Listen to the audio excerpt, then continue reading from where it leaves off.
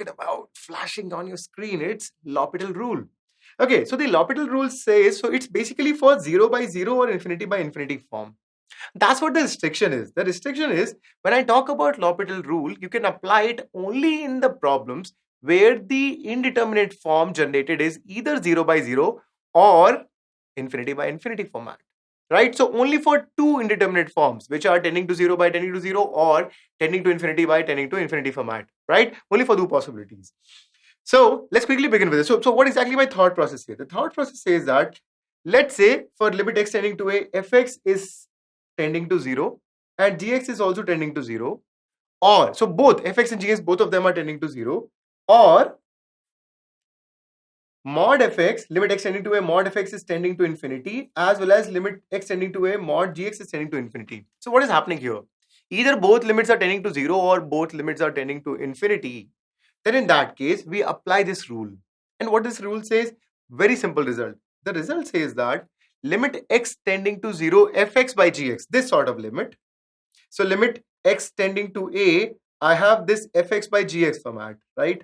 So what's the kind of format? Either 0 by 0 or infinity by infinity. So if these are the two format, then they say that the same limit x tending to a fx by gx can be obtained as limit x tending to a f dash x by g dash x. All right, and this process can keep on continuing till I be getting the format of 0 by 0 or infinity by infinity form. Right? The moment I get a finite number, I'll stop. But if I'll be keep getting that 0 by 0 form or infinity by infinity form, even after doing the differentiation, we have to keep doing this process, right? So this indeterminate form finally eliminates. Till that moment of time only we have to keep on doing this. Okay, so let me take up some example for it. Did you understand the idea? So applicable only where we have 0 by 0 or infinity by infinity format for the limit x tending to a fx by gx questions. All right. Okay, so it's a specific one or a restricted one particularly. Is it sorted? Shall we? Let's quickly move ahead with the application of some of that. So application is something, this is really going to help you a lot of multiple places. You will be actually coming across with the same kind of this gives you very quick approaches and a very simple approach to reach to the answer. Let's talk about the first one. Look at the screen here. When x tends to 0, the format is what? Sin x will be tending to 0 and x will also be tending to 0. Format is 0 by 0, right? And if the format is 0 by 0, my L'Hopital rule says that this limit should become is equal to limit x tending to 0. We'll be getting first derivative of numerator, which is cos x, and first derivative of the denominator, which is 1. Now, check it once again. Is it again 0 by 0 form? No. Now, denominator, we have a finite number. So when x tends to 0, we get cos x by 1. When x tends to 0, cos x by 1. So when x tends to 0, cos x will tend to where? 1 only. So the answer to this particular limit becomes equal to 1. Isn't it simple? This is really going to save a lot of effort for you. That's the reason why we give you this trick. And the trick is really cool.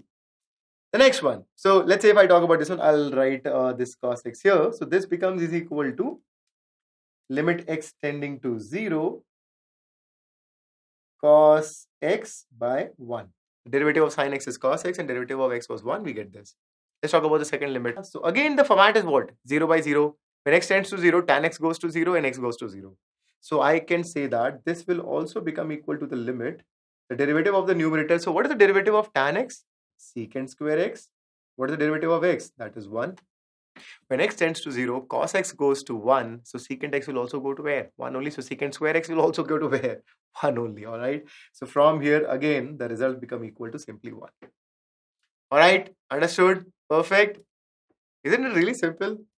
Okay. The third one. So the answer to this limit is half. Let's see. Let's verify whether it is actually coming up with the help of the L'Hopital rule or not. First of all, verify, do we have the 0 by 0 form or not? When x tends to 0, 1 minus cos x. So cos x, when x tends to 0, cos x will tend to where? 1. So numerator tends to where? 1 minus 1 or tending to 0. Denominator is also tending to 0. So we have 0 by 0 form, right? The moment I have ensured that we have 0 by 0 form, what am I supposed to do? Apply the L'Hopital rule. The moment when I will be applying the L'Hopital rule, I will be actually writing the derivative of the numerator and the denominator. So we get this as limit x tending to 0. The derivative of the numerator will become equal to what? The derivative of the numerator will become equal to Derivative of 1 is 0 and minus cos x. So derivative of cos x is minus sin x. So minus of minus sin x will give you what? Simply plus of sin x divided by 2x. Now, this is all simple stuff. Limit x tending to 0, sin x by x will go to where? 1. So 2 will come out. So basically it will become 1 by 2 into 1 or simply half. Do you get the idea? How are we doing it? Perfect. Lovely. Let's move on. Limit x tending to 0, ln of 1 plus x by x. Again, check the format. So when x tends to 0, this goes to ln 1, right? And ln 1 tends to 0, and this goes to, denominator is already tending to 0. 0 by 0 format. What should I do? Let's quickly take the derivative. So this limit will become is equal to limit x tending to 0. Derivative of the numerator is 1 upon 1 plus x, and derivative of the denominator is simply 1. When x goes to 0, this limit will tending to where? Simply 1. So we get the answer as 1. Right? Let's go for the next one. It's very simple. You just keep on doing it, you will be getting the result. Again, this is also a formula which you know that the answer is already 1, right? So the previous limit also the answer was 1. The next limit also the answer is 1. Okay, so you already know this, but let's quickly verify with the help of the L'Hopital rule. So it says that this will become is equal to limit x tending to 0. Derivative of e power x remains as e power x. Derivative of minus 1 gives you 0. Divide by 1. Now when x goes to 0, e power x will tend to where? E power 0, which is nothing but what? 1 only. See, you get the value of the standard limit as 1, right? Here also the standard limit as 1. Okay, the approach is now the L'Hopital rule. Understood the working? Sure. So verify whether we have 0 by 0 or infinity by infinity format or not. If it is there, apply this result till the time you keep getting the indeterminate form, keep differentiating the numerator and denominator. The moment you get a definite or the finite number, stop the process. All right, let's quickly take up into some general examples. Okay, a very simple one. And I'll give you two approaches in that as well. Look at this one. Limit x tending to infinity, we have x squared by e raised to x. Now look carefully. When x goes to infinity, numerator tends to infinity. When x tends to infinity, e power x also tends to infinity. Now the question is, numerator is also tending to infinity, denominator is also tending to infinity as x approaches to infinity. I know that both numerator and denominator are tending to infinity, very large numbers. But the thing is, when x tends to infinity, x square will have a very large value, of course. E power x will also have a very large value, but these large values will always also be a bit different. Right? They will different or not. Think in this way. If I have, let's say, x equal to 2, let's say x equal to 2, for example. So numerator will become 2 square, denominator will be behaving as e square. 2 square is something what? 4, e square is approximately 7.389. Are you getting my point, what I'm trying to establish here? So I'm saying that, of course, when x goes to a very large value, so both numerator and denominator will be tending to very large values, but those individual large values will also be very significantly different. In fact, the rise of the value of x square when x tends to infinity will not be as large as e raised to infinity or e to the power infinity or tending to infinity, whatever you call it. Right? So format is this only. One thing, once you ensure that this is infinity by infinity form, let's first of all do with the help of L'Hopital. Okay, so how shall we go ahead the moment we have confirmed that this is infinity by infinity form? So I'll again write this limit. We have limit x tending to infinity. Derivative of x square is 2x and derivative of e power x is e power x. Again, when x goes to infinity, 2x will go to infinity and e power x will again go to infinity. Okay, so I have to differentiate it again. That's what my process is, right? So again, we go for the derivative, limit x tending to infinity. Derivative of 2x is 2. Derivative of e power x is e power x. Now, the numerator is a finite number. Denominator is a very large number. A finite number upon a very large number. So what is happening here? We have the format as 2 by tending to infinity. Or rather 2 upon a very large number. So the limit for this particular case will be somewhat like 2 upon a very large number. Right? So this becomes a very large number. 2 upon a very large number will tend to where? 0. So one thing is pretty sure that the limit is actually reaching to 0. Why this is happening? How? Because when x tends to infinity, x square is large. But e power x when x tends to infinity is way larger than the value of x square when x tends to infinity. In a nutshell, I'll say that the value of x square when x tends to infinity will be much lesser than the value of e to the power x as x tends to infinity. That's why the ratio will tend to where? 0. Let's check with the help of the graph. x-axis, y-axis, you know the graph of e power x, you know the graph of x square. So this is x square and this is e raised to x. Now can you see the rise of e power x? So y equal to, let's say hypothetically, I'm just creating it. Okay, I'll erase it there also. Look carefully. Y equal to x square, when x goes to infinity, will go somewhat like this. Right? This pattern literally following.